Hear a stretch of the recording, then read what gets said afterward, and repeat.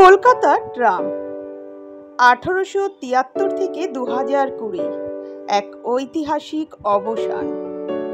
বাজলো বিদায়ের ঘণ্টা। কলকাতার রাস্তায় আর চলবে না ট্রাম। 1883 সালে কলকাতা সহ ভারতের 15টি শহরে যাত্রা শুরু করেছিল ট্রাম। তবে কালের নিয়মের গতির সঙ্গে তাল মিলিয়ে চলতে না পেরে অনেক পিছিয়ে পড়ে ট্রাম যাত্রা। কলকাতা ছাড়া বাকি সমস্ত শহরেই ইতিমধ্যে বন্ধ হয়ে গেছে ট্রাম চলাচল। এবার কলকাতার রাস্তায়ও আর দেখা মিলবে না ট্রাম যাত্রা। তবে হেরিটেজ হিসেবে কলকাতা ধর্মতলা থেকে ময়দান পর্যন্ত এই ট্রাম চালানোর পরিবহন দফা ছিল, কিন্তু আজ এসব অতীত।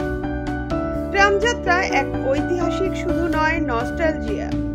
ট্রামের সেই টিং টিং ঘন্টা আর বাজবে না। শেষ কাঠের চেয়ারে বসে থাকা, বাদাম খাওয়া এবং সুখ দুঃখ হারিয়ে যাওয়ার নানান স্মৃতি আজ শুধু স্মৃতি হয়ে রয়েছে। জীবনে চলার পথে পুরনো আস্তে আস্তে সমস্ত স্মৃতি হারিয়ে যাচ্ছে।